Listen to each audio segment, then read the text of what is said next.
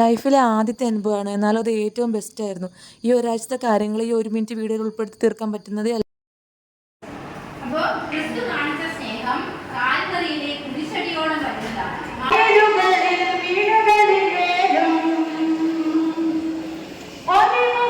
VBS കഴിഞ്ഞപ്പോൾ ഏറ്റവും കൂടുതലുണ്ടായ വിഷമം എന്താണെന്ന് വെച്ചാൽ ഇനി പിള്ളേരെ ഒന്നും കാണാൻ പറ്റില്ല എന്നുള്ളതിലുപരി എൻ്റെ ചെറുപ്പത്തിൽ ഇങ്ങനെ ഒരു അനുഭവത്തിൽ എനിക്ക് പങ്കെടുക്കാൻ പറ്റിയില്ലല്ലോ, അല്ലെങ്കിൽ ഇങ്ങനെ ഒരു ക്ലാസ്സിൽ എനിക്ക് പോകാൻ പറ്റിയില്ലല്ലോ എന്നോർത്ത് എനിക്ക് നല്ല വിഷമം തോന്നിയിട്ടോ. എൻ്റെ ചെറുപ്പത്തിൽ VBSന് പോകാൻ അങ്ങനെ സൺഡേ സ്കൂളിൽ നിന്നൊന്നും അങ്ങനെ കാര്യമായിട്ട് പറയാറുണ്ടായിരുന്നില്ല. ഞങ്ങൾ അങ്ങനെ പോയിട്ടില്ല കേട്ടോ. മെയിനായിട്ട് വിചാരിച്ചുകൊണ്ടിരുന്നത് VBSനൊക്കെ പോയി കഴിഞ്ഞാൽ അത്രയും ദിവസം വീട്ടിലിരിക്കാനുള്ളത് പോകുമല്ലോ എന്നാണ് വിചാരിച്ചുകൊണ്ടിരുന്നത്. പക്ഷേ ഇപ്പോൾ ഈ VBS പഠിപ്പിക്കാൻ പോയപ്പോൾ മനസ്സിലായി ഒരിക്കലും മിസ്സാക്കാണ്ടാത്തൊരു കാര്യമായിരുന്നു അത്.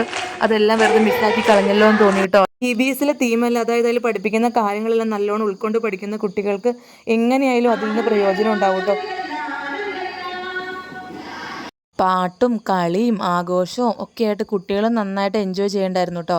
എന്നാൽ ഇതിൻ്റെ ഇടയ്ക്ക് ചില വികൃതി കുട്ടികളും ഉണ്ട് കേട്ടോ, അത് വേറെ കാര്യം. ഇത് കൂടാതെ day of giving, day of beauty, അതുപോലെ സ്നേഹവിരുന്ന്, ഇതെല്ലാം കുട്ടികൾക്ക് ഒത്തിരി ഇഷ്ടപ്പെട്ടുകൊണ്ട് നമ്മൾ വീട്ടിൽ നിന്ന് പലഹാരങ്ങളൊക്കെ ഉണ്ടെന്ന് അങ്ങോട്ടും ഇങ്ങോട്ടും ഷെയർ ചെയ്ത് കുട്ടികളെല്ലാവരും കൂടി അങ്ങോട്ടും കൂടി. പിന്നൊരു കാര്യമുണ്ട്, VBSന് വന്നിരുന്ന പിള്ളേർ ഇനി എവിടെ വെച്ച് കണ്ടാലും നമ്മൾ ഓർക്കും.